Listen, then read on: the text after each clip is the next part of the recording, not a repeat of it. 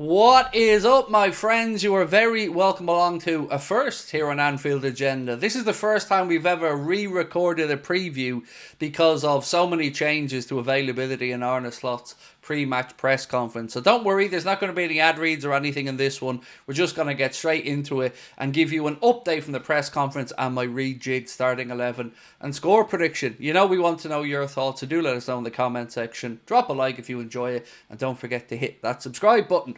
So, as I mentioned in yesterday's video, the news from Arne Slot's press conference wasn't a great one with regards to availability of players for this game. There is no Alisson Becker, no Trent Alexander-Arnold, no Diogo Jota, and of course still no Federico Chiesa. The only bit of good news was that Harvey Elliott is back training and should be available for selection. We hope, of course, that Trent and Ali are back soon, as well as the other two gents, but for the Madrid game, it might even come too soon for Trent and Alisson. Certainly will come too soon for Diogo and Federico. So, again, all eyes will be on Manchester City next Sunday, December the 1st. But we still have plenty of good players available going into this one, and we should be confident because Southampton, well, they haven't been very good so far this season. So I'm going to fly through now and give you my updated starting 11 prediction and my score prediction ahead of the game. We'll start off, as we always do, with the goalkeeper and the centre-back. So, no Alisson Becker means one thing. It will be Caoimhín Kelleher in goal, and then a centre-back pairing of Virgil van Dijk and Ibrahima Konate. In the press conference yesterday, ahead of the game of the weekend, Arne Slot was speaking about how Ibrahima Konate has really bought in to his fitness regime, and how if they didn't, then he probably would have had more injuries. But he is learning, he is studious, he is doing everything that's been asked of him, and he's really impressed Arne Slot so far. He did mention that the reason Jarell Quansah started the first game of the season against Ipswich was because Ibu hadn't looked too good in pre-season, and he wasn't happy with where he was fitness-wise. Since then, he's knuckled down and, of course, deserves a starting place. Our captain, well, there was a few concerns from people after he was sent home from international duty by the Netherlands coach Ronald Koeman. We did try to warn everybody that there was nothing to be concerned about. It was just basically a nod and a wink to give him a bit of a breather after the fact that the Netherlands had already qualified in the Nations League for the playoffs. It was an away trip to Serbia, and there was no need to put Frenkie de Jong and Virgil van Dijk through that. So Ronald Koeman, thankfully for us, gave him a breather and there was no issues there. So Kelleher, Konate and Van Dijk in the centre-back positions. In the full-back positions, though, what have we done here?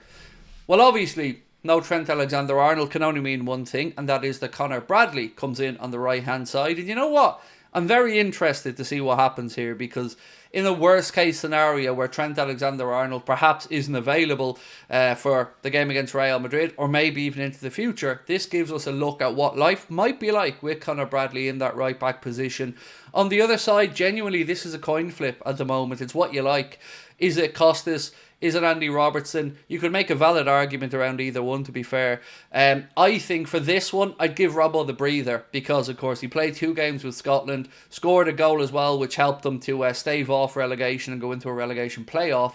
But other than that, I think Costas has been quite good. So I'm going to give Costas the nod on the left for this one. And then looking ahead to the Real Madrid and Manchester City games, in all honesty, I'd probably bring in Robbo for them. But I know some of you guys and girls won't agree, so do let me know in the comment section if you think Costas deserves to start in all 3. Into the midfield area next, and I haven't made any changes here from my initial predicted 11 because I still stand over what I said about the Alexis McAllister situation. Take into account the fact that he had a long way to travel as well with the games with Argentina, and the fact that he's one game or one booking away from a suspension means this feels like a game we have to rest him in for those 2 very clear reasons. You don't want him being suspended for Manchester City, and you want to make sure that he's ready and in peak form for the game against Real Madrid. So my midfield is Ryan Gravenberch in the anchor position, and then Dominic Szoboszlai and Curtis Jones ahead of him. Now, Curtis Jones, of course, has been fantastic this season. It's been lovely to see his idol as well, Steven Gerrard, come out and say, you know, he doesn't know what's taken England so long to pick up on Curtis Jones' form, but, you know, for us, he's been phenomenal. So that is my midfield, Gravenberch, Szoboszlai and Curtis Jones. Now into the attacking end of the pitch.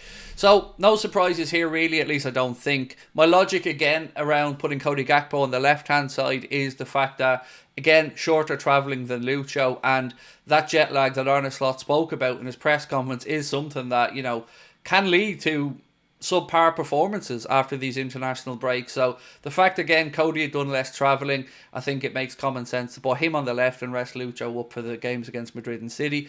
And then on the right, well, there's no question here, is it? It's got to be Mohamed Salah. Again, he wasn't away with Egypt during this international break, so he's got a rest, he's ready to go, and he's going to score. I'm saying that as well. He's going to score on this one. So for me, it's going to be Cody Gakpo on the left and Mohamed Salah on the right. And then all that remains is who starts through the centre.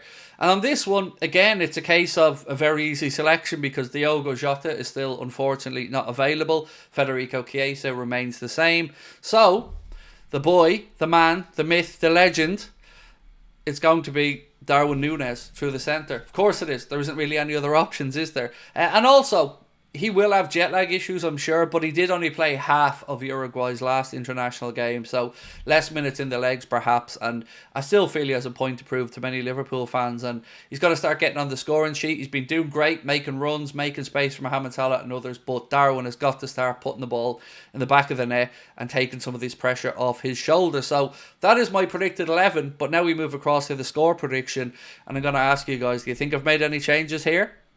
Well, no. You don't, do you? And I haven't, you're right. I've gone for Southampton 0, Liverpool 3. And also, I'm going to tip Virgil van Dijk to score another header. And if you fancy that, well, maybe have a flood of yourselves. But for me, it feels like the type of game where I think he can get at that Southampton defence. He's been in incredible form recently. And if it isn't Virgil that scores, I'm going to make a prediction that it'll be Ibrahima Konate. I do really feel like we can get at them aerially, and I think Virgil or Ibu going to get themselves a headed goal in this one. So that's my prediction there. On VAR for this one, by the way, Michael Oliver, the referee. I honestly never heard of the guy before, so I don't really know much to say about it, but it is Michael Oliver on VAR, so keep an eye on that one. So that is our preview, ladies and gentlemen. Let me know your thoughts on our started 11. Of course, we will be live for the game starting from 12:45 on Sunday. It is a 2 p.m. kickoff. We're now starting an hour and 15 minutes beforehand because we want to make sure we can bring you guys the breaking team news and stuff like that. We're going to have our match reaction, our player ratings, and the good news is because it's a relatively early stream on the Sunday, I will be back Sunday night as well for a late night agenda where we can digest all of the games of the weekend. Obviously Manchester City playing Spurs this weekend, United's first game with Ruben Amorim taking on Ipswich as well, so lots to talk through. So yeah, appreciate you. Thank you for watching. Apologies again for the first preview, but we wanted to put it right. So here we are with preview number 2. Still the same score prediction, but slight rejig of the starting 11. Appreciate you guys so much. Thank you for watching. Have yourselves a wonderful weekend, and I look forward to catching up with you and of course the Reds on Sunday, where we continue that march towards Premier League title Premier League title number 2, title number 20, and hopefully we can even further that gap this weekend. Much love, my friends. Have a good one. Talk to you soon. Bye bye.